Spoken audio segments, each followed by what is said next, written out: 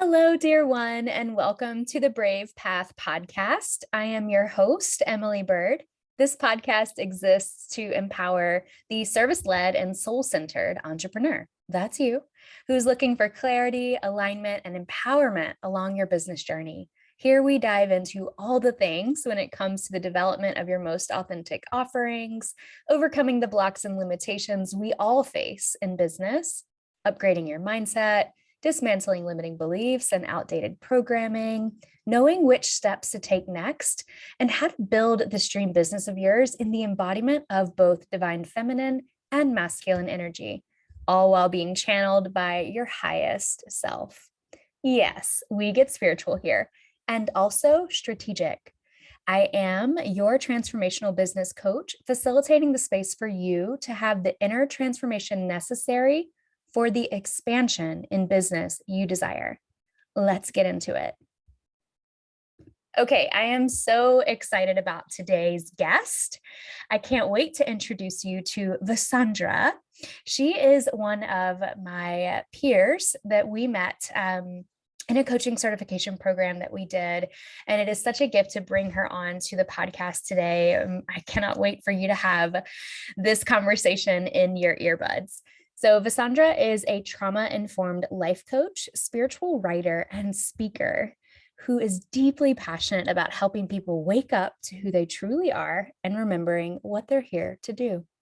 She blends ancient spiritual practices with modern psychology to write, teach, and coach about all things self-development.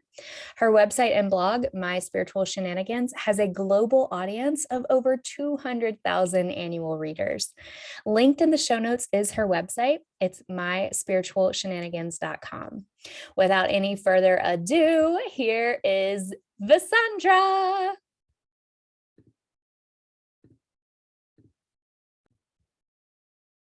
Yay, she's here. Welcome, V. So good to have you. Same here. Thank you so much for inviting me, Emily. It's such a joy. So we were just like chatting before I hit the record button, and V was like, I think we should start recording now, Emily. You're right. You're right. So welcome to the podcast. Welcome to the Brave Path podcast. Vasundhra also goes by V. Thank you, thank you, thank you for being here and sharing your magic and your beautiful presence with our people, with our listeners here on this show. And I just wanted to start with just like an introduction. I obviously have introduced you, but who are you? A little bit more of your background, your context, your story. You are a coach. You do have your own business. You're also deeply rooted on your spiritual path. What can you just tell us a little bit about your story? Sure. It's like what you said, Emily. The moment the question comes, you're like, what aspect of my journey should I be sharing? But what comes to heart is I am from India. I've traveled back and forth between the West and the East, so a little bit of everything is a part of me. I, at this point, just say I don't belong anywhere. I'm from everywhere and I belong nowhere. Um, in terms of my spiritual journey, it has been half a decade of just a lot of deep inner work and a lot of confrontation and liking God and not liking God and trusting the universe and not trusting the universe. But bringing it to the entrepreneur, I can't English today. Business front. Um, the funny thing is, I did not know that I wanted to help people when my spiritual journey started back in 2017. But what I did know was I don't want this life, the one that I had back then, for myself. It wasn't enough. And then eventually at some point, the desire to share, it was just the desire to share that led me into this zone of writing and then constantly talking about spiritual stuff to anybody that would listen, to the point where I wanted to professionally help people. But the funny thing was, the year after I had completed like a year of awakening, a year of spiritual exploration, I put out an Instagram post saying, okay, I'm available to mentor and like I'm happy to share with people. And I kid you not, at that point, I used to have 3 or 4 calls a week with people informally, just hours and hours. We would talk about our spiritual stuff, and I heard crickets. So my journey as an entrepreneur started with crickets and just I love that. no response. And I was so triggered because I was like, I'm doing this for free for people, and it's not about the money, but it's like, I thought I was ready. I thought the universe wanted me to do this, and now here I am, and there's nobody who would care less. What? I don't even know what that post read, but like I'm sure it has the least number of interest from people ever. That's my Wow. story. That is so wild. And it's like I'm already mentoring, I'm already holding space, I'm already Yeah. connecting, but there's something about, I love that. I love this so much because this is, as I was just sharing with you, there's a huge part of the marketing and the messaging component, obviously, to building a business, and especially in the online space, that we have to learn. And it's ever changing, it's constantly evolving. Marketing is like this age old body of work, but and also it is modernized and evolving just like everything else in the world. So um, I know that that's one of my like biggest passions, is helping the spiritual teacher, healer, leader, coach, entrepreneur, the one who feels like they are a guide for others, helping to empower their business journey through those simple shifts of like marketing and strategy and offer alignment and how you're presenting and positioning it. I think I say it like on a weekly basis to clients, like, it's not you. it's it's not you that you have crickets. It's just the messaging. It's just the marketing. It's just the strategy. It's Yeah. not you at all. So I love that. I love that that was your first experience. Yeah. What That's really cool. So what were like the next steps after that? Like, how did you start working with people?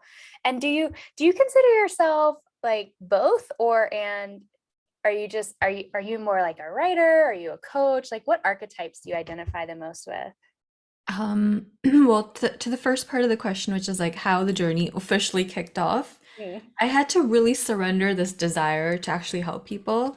Um, so that incident probably happened in like the January or February of that year. And it wasn't until late November that I had a Mm. friend reach out and she's like, "Oh, you speak about all these things and you're really good at it." And there was like an inside joke that I want to do a TED Talk someday about spiritual stuff. And she's like, you totally can do it. She was the first person to believe I could actually do that kind of thing. Mm. Still on the bucket list if anybody's listening. Um, so essentially, she invited me to do a workshop for her newly found cafe. And through that, 6 people randomly showed up. And then the next time, 8 people showed up. And it just kind of grew from there. And one of the people that was supposed to show up didn't because she couldn't come. And she reached out on Facebook. I share the story all the time. She sends me these messages of like conviction. She's like, "You're it for me. I know it. Like I'm going through a divorce and you're the one who's going to help me." Mm. And I'm like, "I don't know anything about anything. I don't know how you're expecting me to help you move through this like huge situation that's so tender." Mm. But lo and behold, she put her faith into the process and I did, and we created this beautiful container together that allowed her not only to move through the divorce, but embrace her spiritual journey and become comfortable sharing her spirituality with her parents because she was now living with her parents. Mm. Um, so it was about, yes, coming into alignment with what I wanted, but then realizing maybe it's a timing issue or there's something deeper I need to search or do before I can move into officially taking on that role. And as I say, it's funny because pretty much all of my life has worked that way, where it's like, I'm ready to get married. But no, it doesn't immediately happen. It took like 1.5 years before I found the right person.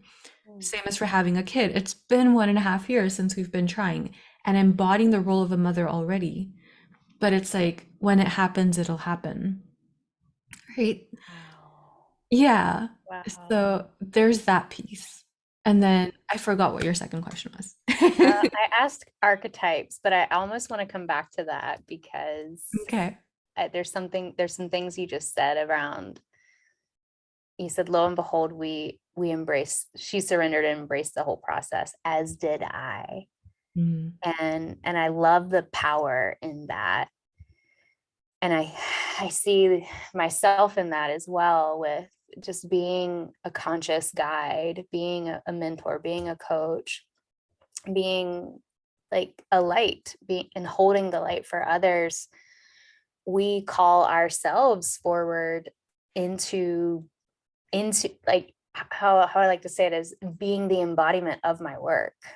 Mm. And I just had a client session before this meeting, and I candidly, she's one of my private clients, and I candidly shared with her, like, you call me forward. All of my clients, whether they're in my group or they're in my one-on-ones, like, I am called forward every day by my clients to be the embodiment of my work, to be in my own sacred practice and purpose and action every single day, and to drop in deeper, deeper, deeper layers within myself so I can fulfill that desire to serve Mm. on the outside. And I this is like the gift for me. This has been my gift of being an entrepreneur.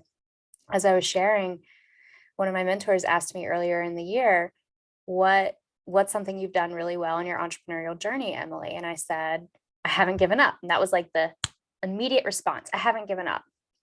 And she was like, go deeper. What else? And it's that I shared that I have held my spiritual journey and awakening and transformation in tandem with growing businesses. And one led me to the next. My spiritual path has led me into trusting myself as an entrepreneur, and also awakening to my soul's purpose, what I'm here to do, how I'm here to share, how I'm here to lead, help transform, raise the frequency.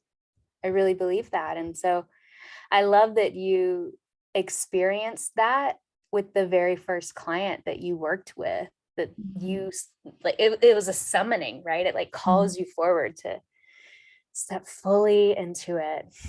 Yeah, that's so profound. I love the way that your mentor could see that there's more there. Mm, And then when she invited you into that, something unfolded for you in the way that it's like these retrospective questions always help pull out the essence of us that we kind of forgot to carry along the way because we were so busy in just creating the process. mm, You know what I mean? It's like there's yeah. parts of you that were in power that you may have completely ignored. Mm, And then like 10 years down the line, you reflect on that. And then suddenly you're like, wow, I was that way. I did that thing. yeah. Right? Yeah. Without even like knowing it, right? In the moment, you're just surrendering to it, and you're just like, all right, I'm being led. Okay. Yeah, like I mean, to think about all the coaches that may benefit from listening to our conversation, it's like Mhm. in this moment, if you were to remove whatever your next step is, whatever your goal is, and just look at you as this essence, this being that's here, that's ready to serve, that's Mhm. available, whether somebody takes it or not. That takes strength, that takes courage, and not many people want to do that, Mhm. right? Not many people want to step out of themselves Mhm. and give to the other, right? And there's so much more to that. Right? Every person's strength in that moment is very unique. But yeah, Mhm. it's just something to think about. I love that. I like how you phrase that. I Something that I've always just been drawn to you personally, V, is that you are Indian. And for me, yoga and Ayurveda, the ancient practices of those two bodies of work and lifestyle and philosophy and way of living and way of being, that has been the entry point for me on my spiritual path. And also, I am a Western white woman, and I like in the beginning, I didn't say where you're located, but you were saying, I've lived between the East and the West and all over. And What I was hearing was global citizen, Mm. but you are located in Vancouver, Vancouver. right? Yeah. Vancouver, Canada. So you are you're so far west, you're almost east-ish. Fair enough. Kind of fair on the mainland either. Anyway, but yes, I, anyways, it's curious. I'm curious to hear your perspective, because I'm sure it's a beautiful one, on the balance of like how do we balance Western modernization, living in a capitalist society, being coaches, being entrepreneurs, charging for our work, right? How do we balance that with also the reverence of the spirit, reverence of the ancient practices, reverence for how deeply divine we are being in the channel, and like how everyone should have access to this, Mm. and yet we charge thousands of dollars for our services? How do we balance the divine astral realm with the 3D realm that we live on? Mhm. I'm curious to hear your perspective. It's a long journey into embracing that what you're charging for isn't, it's not that you're making this sacred thing non-sacred by Mm, charging. That which is sacred will always remain sacred. mm, And you charging for it also doesn't taint your connection with it, but it's to say, well, this thing that is astral or 5D or even beyond all realms, you're still on the 3D plane while you're walking towards that infinite. And mm, while you're in the 3D plane, there are functional requirements. So, for example, if we look at the story of Siddhartha Buddha, right? mm, He was a king, he was a prince, and he chose not to have that lifestyle. But could he have gone even a day without food? Or could he have gone even a day without begging? mm, That begging, whatever was put in his bowl, he would make of it. mhm, Right. That was his, I would say that was his capacity. The mhm, word that comes to mind is that was his ability, his capacity to be like, if you give me a grain of rice, I'm gonna, and that's all I get to eat today, I'm okay with that. If you offer me meat, even though I'm not a meat eater, I'm still gonna eat that because it's my opportunity to respect you for what you've just given to me and for you to understand where I'm coming from. So bringing that back to our context is we all have different capacities to serve. mm, We don't have to be enlightened, or we don't have to wait to be enlightened in order to serve. So mm, I was actually coming up with this framework and I haven't shared it with anybody yet. But essentially, that enlightened being is somebody who not only knows their needs and knows how to fulfill them internally, but has very limited needs. But we're not there yet. We have to start at step one, which is recognizing your needs, right? Humanity is disconnected from impulse. They're disconnected from what we would call intuition.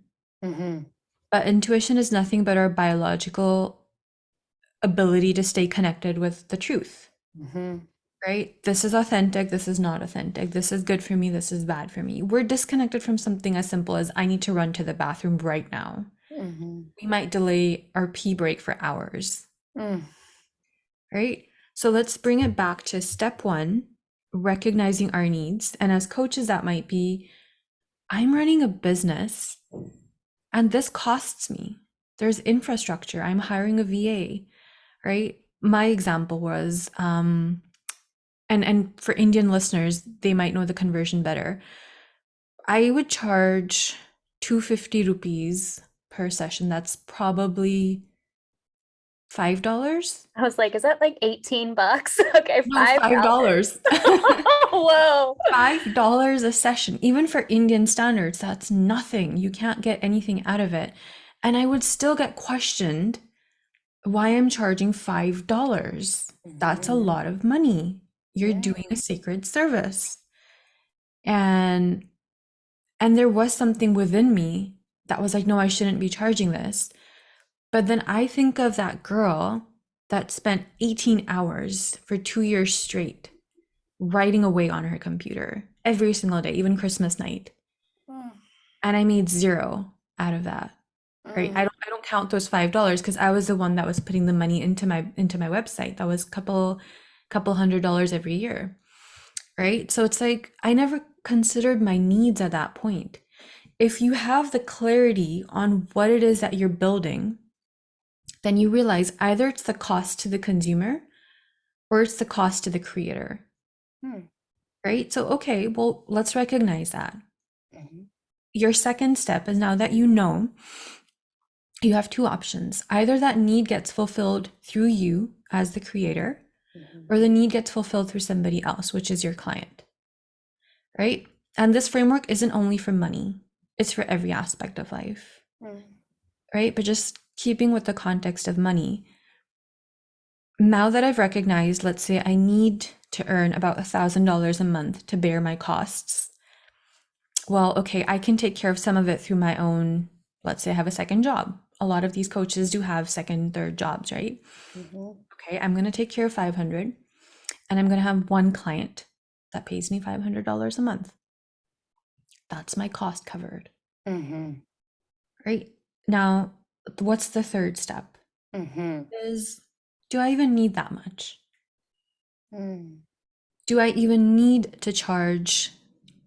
Do I even need to pay my VA $500, or can I do it for $250 and take care of some of her tasks and do them myself? Do I need to post on social media 10 times a day, for which I needed the VA? So that's where the minimalism, that's where the monkhood really starts. Oh, right? okay. And then it's step 4. Like, I don't really have that many needs and I'm taken care of, and whatever I get is enough. But we are miles away from there. I'm still sitting on step 1 and 2. Wow. How many steps are there? 5? 4. 4. So that the fourth one is the last one. Like, I have what I need. I'm taken care of. Yeah, it's like where you're truly embodying that enlightened version of yourself, where it's like minimalism embodied, needs aware of, taken care of. Yeah. Wow. I just felt really excited, like, hearing that process. And the excitement, it is in the energy of possibility. Oh, that's possible. Like, we can head there. We can go in that direction. So I love that you're nurturing this process and this framework to guide others in. Count me in. That's amazing. And I think for being in business, especially, like, well, I don't know how much we've talked about this, but yeah, I owned a yoga studio for years, and I had a really hard time with aspects of it, not all of it. I loved teaching yoga, and I loved helping new yoga teachers become certified and confident and empowered. And also, like, I am fully aware of, well, not fully aware, but I am aware. I'll say I am aware. I am in the awareness of, like, being a, again, Western white woman teaching an ancient practice that is not mine. And I think something that, and this is kind of the conflict I had with the studio, was ownership, was like the balance again. Wouldn't the teachers want this to be shared? especially seeing that it's bringing so much love and joy and awakening into the lives of others. People are changing their lives because of this practice. People are changing their lives because of asana, because of meditation, because of pranayama, like, and the other 8 limbs, knowing about the yamas and the niyamas. And like, wouldn't the ancient teachers, like from their heart, want this medicine to be shared? And so how can I, this is the question the inquiry that I lived in during those ownership years of owning a business, having the 3D responsibilities, the living on the materialistic plane of having a business in capitalist America, like having, the awareness of appropriation all the time, cultural appropriation and commercialization and all of it. But and also standing in the alignment of sharing the joy of yoga, sharing the medicine of the practice, sharing the wisdom, and inspiring people through it. And I would often be in that inquiry of, is this what they would want? Is this, would they be happy? Would they be pleased? Would they be disappointed? Maybe both. Maybe there are teachers that would be disappointed. Maybe there are teachers that would be pleased. And ultimately, I decided that it was not the business model I wanted. I didn't want to do it. I hit a revenue plateau. We hit a plateau, and in order to scale past we were right at the multiple 6-figure mark, right at the 200K a year. And in order to scale past that, I was doing my research. I had mentorship. I had, a coach and a consultant who had, grown 7-figure studios. And in order to scale to that level, I was presented with strategies that did not feel good to me. And so I let it go. And I don't know, I just wanted to share that with you. I'm curious to hear, like, what do you think the teachers would say? Well, let's talk about what you just did for a moment, because it's like that's what the impulse was, Emily. The impulse was to stay true to you, true to what you knew, in despite the noise, right? Like the noise was 7 figures. This is the way that it works. You have to hit the next milestone. And at one point, you chose to be less successful in the eyes of the world, but stay true to the truth. Right. And I think in terms of the teachers, I don't know what they would be thinking. But what I've seen in the limited knowledge that I have about the scriptures is that there was a reverence and a protection that was built around who it was shared with and who shared it. And the reasoning, what I understand is that this is really deep context and not everybody gets it.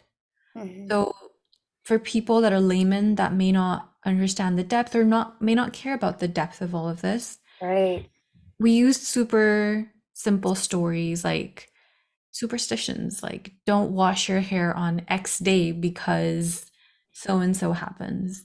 Now, I've gone into a lot of these superstitious suggestions and I've recognized that they're not really about the punishment that happens if you wash your hair on a Tuesday, but maybe there was something deeper there. For example, let's not waste water. Let's have one day where the water is just preserved. Or, the simple thing like the cat crosses the street. Well, back in the day when people were out in the forests, if they saw a cat cross the street, then obviously you had to turn your wagon the other way around and run because there's probably more leopards and cats out there. But in our day and age, we've made it to mean something super, super unrealistic, right? But then again, there's just like so much nuance there, because like if you believe it's a black cat and it crosses and it's bad luck, then maybe that's the omen from the universe that there's bad luck and you need to turn around anyway. But what I'm trying to say is what we're sharing, as long as we continue to educate ourselves and we choose to make the authentic choices the way you have been, I think we're doing justice to any form of art. It's not just these ancient scriptures, right? Like our coaching training that you and I have both been in together, we're going to adapt it. I'm sure that 5 years down the line, we're not going to be speaking very similar to the way what we learned, Yes. but it's going to be a part of us. Yeah. And if we choose to serve it with our honesty and with our education and with our continued nurturance of that education, then we're doing it justice. I feel that. I feel that. I love that. Thank you, V. I feel, even just being a year out from the program that we met in last year, the year-long 300-hour mastery coaching certification program, even just a year out, I feel so much integration in my own expression and power and understanding and guidance through that work, through our coach Alyssa Nobriga's model. So beautiful. Okay, so this kind of goes into the essence. You introduced me to the philosophy Guru Dakshina. Is that right? Can you shed light on this, because this is such a thing in our, let's say we call it the coaching industry, but overall arcing umbrella is I've heard it called the wisdom industry. And I love that frame on the industry that our work and businesses live within. So can you educate us on this philosophy? Sure. And I will say again, this is with the very limited knowledge I have of the scriptures. So if there's anyone more aware that wants to correct or add to this, they please may in the future. What I have learned about Guru Dakshina is that you, back in the day, would go to an ashram to study with your guru, right? And that study was at all levels. So it's like, how do you do archery? How do you learn the profound sciences, the basic sciences, the math, the everything, right? You really learned and you stayed in school, but it was a very different kind of school. It was more like an embodied way of living. So day in, day out, you would live with your teacher and you would help out the teacher by doing chores. So the students would clean the room and they would cook the food and everybody had responsibilities. So yes, accommodation was quote unquote free, but you still had a part to play in running that accommodation. The second piece of it was that after you were done, after you graduated, your teacher, you would go down to them, you would bow at their feet, and you would say, "What do I owe you? Because I owe you my life." They may have a tall order for you where it's like, okay, we have a demon next door. Why don't you go slay the dragon? Whoa. And that would happen. That was literally whatever price the teacher said, you would pay it because you were paying it forward. Now, what's changed in our modern times is that we first charge and then we deliver.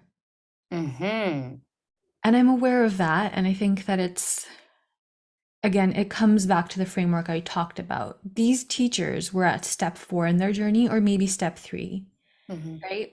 Whereas we're at step 1 and step 2, where we're just beginning to identify the needs for ourselves and our businesses.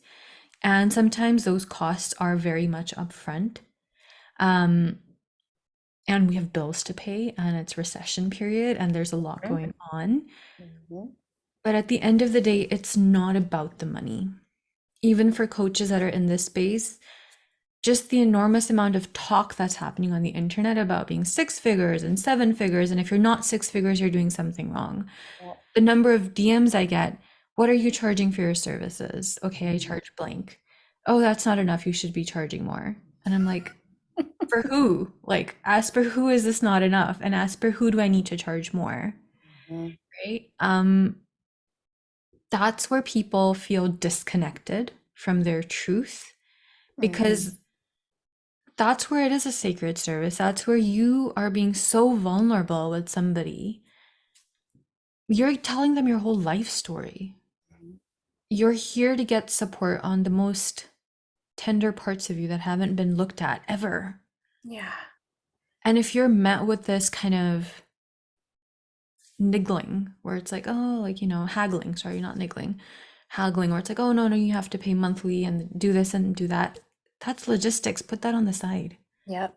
We'll talk about that. Tell me about you first. Yes. What's going on inside of you? And how can I Mhm. meet you there? And can I meet you there? Mhm. And if I can't, by all means, you deserve the best coach in the world. I can't be that for you right now. Here's the reference number. Go there. Yep.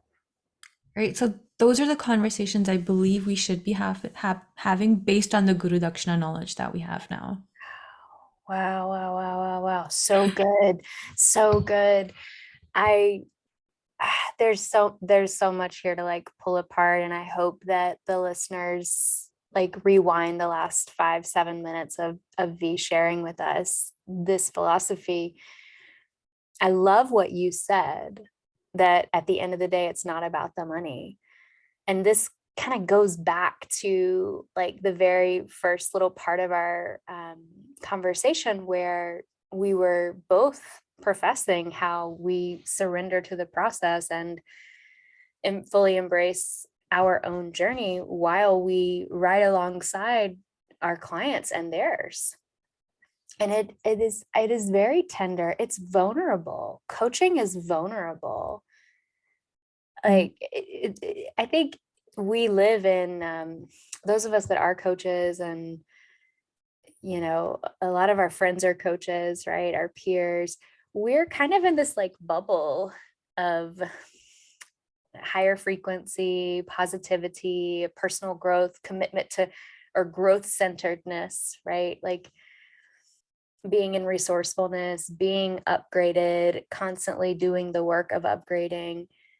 It is somewhat of a bubble when we step out of that bubble in society. I was speaking with a new coach yesterday, and they were expressing to me how just educating what coaching is, and to potential clients and prospects, and how to convey the work that they do. And it was like a whole conversation around that. And I reminded us in that space that we're kind of in this bubble of, I'm a dream buyer when it comes to personal growth and development. I've been investing in myself for 12 years. Like, if I like you and I like your offer, here's my card number. I'm good. I buy. And a lot of people aren't like that because they haven't been in the bubble. And Mhm. so being able to drop into our heart and our intention. And I love what you said, what is sacred will remain sacred. Being in that sacred channel in our sales conversations, and having just like real authentic connection with people versus being pushed into the channel via scarcity or needing to prove or pressure. I am a huge proponent of the bridge job. I know who I work with. I work with new business owners. I work with new entrepreneurs. I work with people that, just like me, like most of us, don't have the luxury of a lot of cash flow and capital when they're first starting out their business. And instead of putting a ton of pressure and leading all that you do through scarcity, get a bridge job. Do something that is fun and light and enjoyable while you build your business, because it's easier that way, trust me. Like, having your bills paid and being able to lead from your heart in your business is such a better way, I think, in my own opinion. So I'm a huge proponent of that. And but yeah, I love what you said. Like, these are the conversations we need to be having. We need to be really seeing our prospects, our future clients, our potential clients. We need to really be seeing them in the possibility, in the light of possibility, in their wholeness, and have heart-centered conversations with them remembering that we are being of service. We're living a life of service. This is not who gets to the top of the 7 and 8 figure mountain the fastest. Like, it's not about that. Mhm. So I love that you point that out. Yeah. Yeah. And I love what you're sharing about like these bridge jobs because like I don't know if I've ever told this to you, but I had a corporate job for four years of my journey, right? The first job I had was super like it was a dream job, wearing those formal outfits and having these meetings and clients and all of that great stuff. But it wasn't enough. But the decision I made was to just quit. And I'm okay with that decision because I had the blanket. My parents were my blanket. My partner was my blanket. And he continues to be my blanket today, for a business that isn't self-sufficient yet in many ways. So for coaches that, what I've noticed is our conversation, I've noticed this in myself. I don't know about you, Emily. I don't know if you will resonate, but when the money conversation is done, it's easier to show up. Because it's like, okay, yeah, like now my need is taken care of. Now I can actually do the work.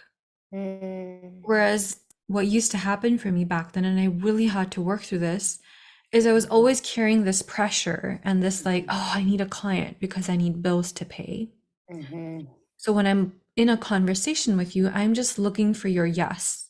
And subconsciously, my brain's just scanning your peripheral and being like, okay, is she going to be able to afford this? Is this like going to convert? And unfortunately, that's not just me. It happens with everybody. Yeah. Because like you said, we may glamorize this business a little bit. And we may believe that the results will come faster than they really do. So I'm all about believing people can be 6, 7, 8, whatever they desire, figure coaches. And also, I believe you can have a full roster of clients. I also believe you can have consistency, but it takes time. Yes. It takes a lot of time. Yes. And nobody tells you that. And It's work. Hello, you have to work. like crazy. You have to work on yourself. You have to work on clients. You have to work on your business. There's like just so much that you give into this. And I was telling my partner literally last night, on many days, this feels like a one-way relationship where it's like, like my business comes along and gives me a flying kiss and I'm like, oh, and I fall for it. And then I just like give my heart out to it. And then once in a while it'll smooch me, but then just, I can't care about you. And then it's just like ghosting me. Ghosting you. Yeah, it's like there's no mails coming in, there's no new clients coming in, so it's just like it's like ghosted, right? Like the business is just not present for me.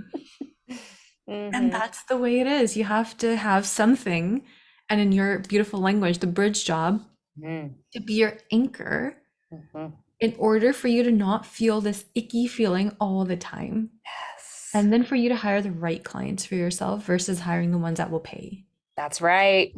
Yeah. That's right. What you're saying really resonates, actually. In the beginning, especially, just almost like sad to say it, but getting on those calls, looking for the dollar signs in the aura, like making sure that this is going to be a conversion that actually works and sticks, and even like intuitively being aware of the red flags of like, is this really a client I want to work with? Yeah. But I need the money, so here we go. Yeah. And we can, from this zoomed out aperture, like we can see it like, oh no, that's not a sustainable way to lead, to serve, to build. And I love your vulnerability sharing that. And I'll echo it. I'll stand next to you and say, yeah, I believe we all do that. I believe we all do. I did it in my hair salon. I did it in my yoga studio. Like, I think that's in its own fashion, right? I think we do that. And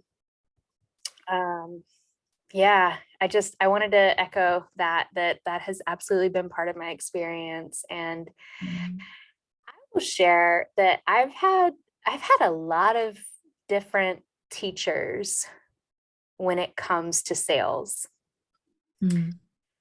And I really I I like to, I'm going to just say that my sales process is my own, and a lot of it is internal. Mhm. I love strategy. I love making sure that my strategy is aligned with my vision. And most recently, the past couple of years, especially in my journey as a business owner and businesswoman, has been the deep dive, understanding, demystifying, decoding marketing, messaging, really understanding like what people buy. And for the longest time, I didn't think marketing applied to me. I know it sounds crazy. But my earlier businesses, especially my hair salon, it was totally built off referrals. I didn't do any like advertising marketing for that. Mhm. People just knew me. They came to me, they referred me 20 of their friends, whatever. And then my yoga studio, we did some like, organic, just in the community marketing. I was a Lululemon ambassador, so I got a lot of visibility through them and their collaborations. And again, like word of mouth, referrals, and Mhm. being in the community was how I grew that organically, how I grew that business. And could have done way more with it, but Mhm. that I was doing what I knew at the time. And so it was when I started my coaching business, which I started it to be an online business, to not have brick and mortar overhead, to have, virtual freedom, flexibility, location. It was in that when I started that work in 2019, oh gosh, like I really don't understand marketing at all.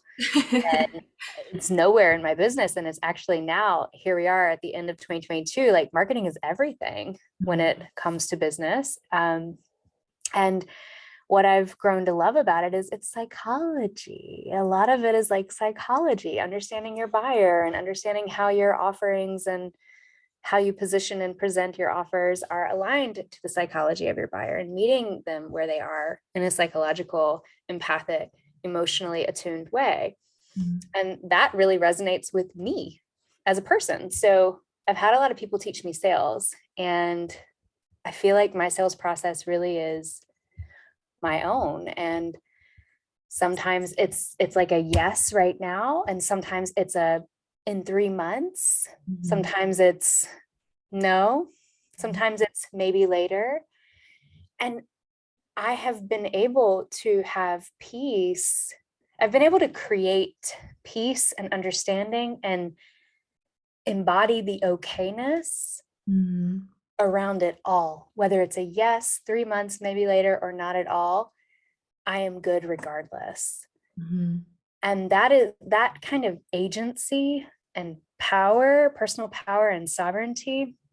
I think it's missing for a lot of people in Mhm. their sales process and just the whole relationship that they have with their business. Mhm. And it's definitely one that I've had to, in the 10 years of owning businesses, that I've just now recently come into in the past few years, past Mhm. couple of years, past 18 months, 12 months. Like it's been a journey for me. Mhm. Um, and I believe it's available for everybody. I believe that okayness and that peace is available. And so when I had someone tell me a couple of days ago they're going to be ready for me in March of next year, I celebrated that. Mhm. I celebrated just as much as the client who a few hours later paid their invoice for their Mhm. first package. Like I celebrated them both equally because it's a yes, and it's a yes and I, the ones that are like no, I celebrate those too Yeah. because we know what it's like to not be in alignment with people as well. And it's not that it's, oh, I have a nightmare client, why did I sign this client? It's what you said. It's what you said. It's there's someone else who could be holding you so much better than me. Mhm. Yeah. Yeah. So I hope that this conversation that we're having can really empower the ones listening to trust their process where they are. Mhm. And maybe you could tell me, like, what of the 4 steps, what step is that to be like in the okayness and trust of the process? Yes, no, maybe so, maybe later. What I step is love that. So let's just do a recap real quick, right, of what Yeah, the yeah, steps are. So the first step is essentially recognizing what the needs of your business are and what your needs are, personal needs as well, and then to charge based on that, yeah. right? Now, to make it even more refined, your second step is to recognize those needs can be met twofold. One is, yes, of course, the people will pay. So, for example, if the monthly need was $1,000, sure, you could have two clients that pay you $500 a month. Or if you're not getting that second client this month, then how can you be internally resourceful?